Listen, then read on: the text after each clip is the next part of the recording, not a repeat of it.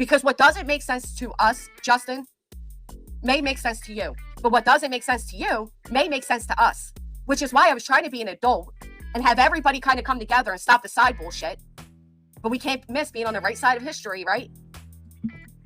And the things that we know and the things that we've actually seen in their own words. I'm playing Steph's own words too. What's the problem? You know, you naturally question that. And you question... Right. So what's the difference between us? Well, why... Right. So what's the difference between us? Well, why... Because again, I don't know why these people can't understand that we feel differently than them. What we find to be suspicious, they don't, and vice versa. But again, what they are doing is no different than what we are doing over here. So what really is the problem?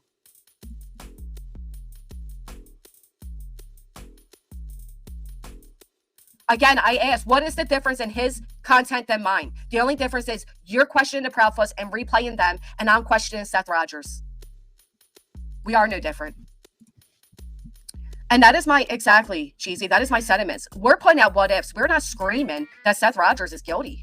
That is my sentiments. That is my sentiments. Sentiments. Who's being accused of paying BJ to attack me? It is a fact that Ben sends in super chats or memberships as Brittany is running her mouth against me. That is a fact. I'm not accusing him of that being his intent, but it is a fact that that takes place. An easily proven fact. Again, doesn't mean that's his intent, but that's my feelings and my perspective. No, sometimes.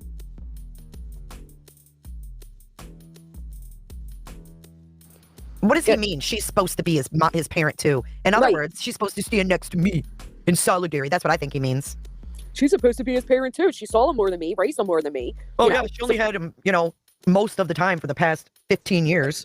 I mean, at one point, he went such a significant time without seeing Sebastian that he himself said when Sebastian came to him and I guess was going to open up about the alleged abuse he endured, Seth said, I know, son, I know. I'm sorry I couldn't be there for you, son, but I had to get myself figured out. Oh my God. Seth said, I know, son, I know. I'm sorry I couldn't be there for you, son, but I had to get myself figured out. Oh my God. I know. Another time that the law has failed our children.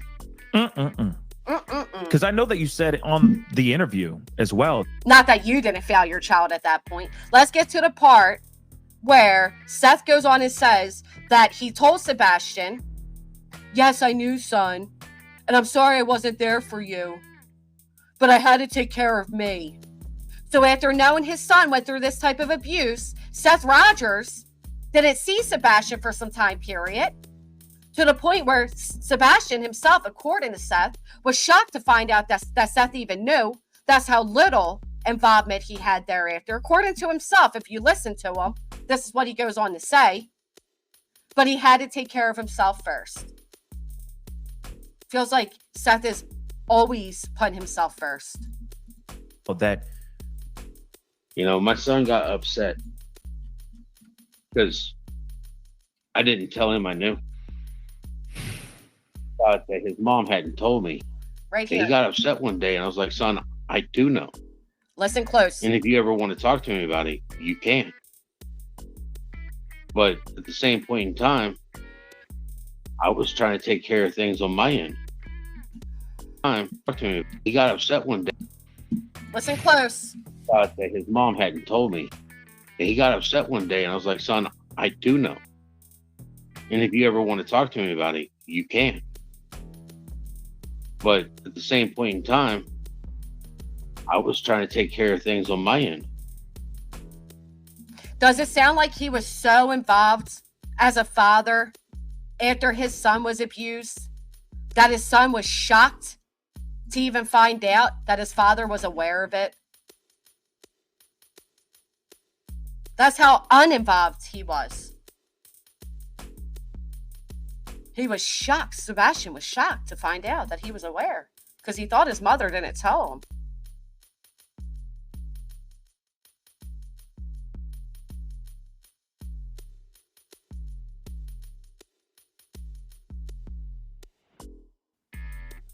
But you have to understand, son, I know you just experienced something that's going to shape your life forever, but I was trying to take care of things on my end. So I'm sorry I never sat you down and talked with you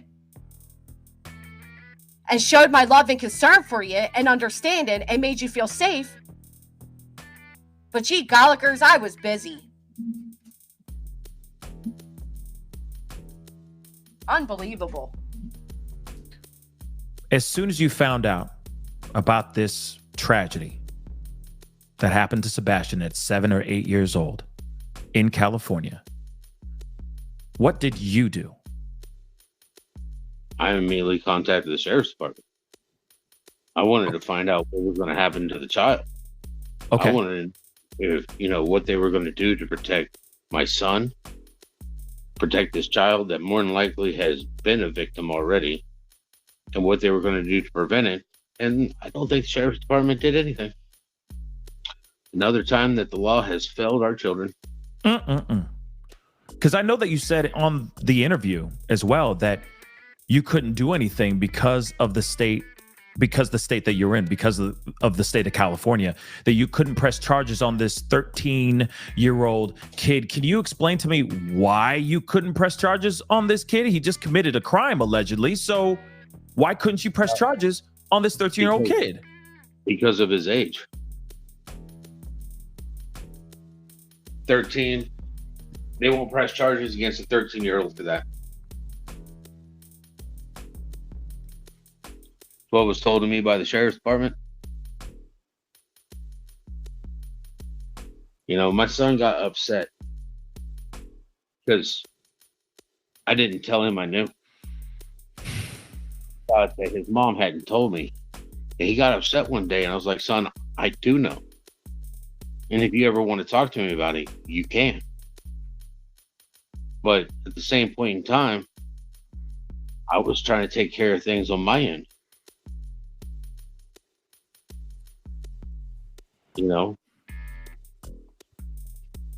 I get it.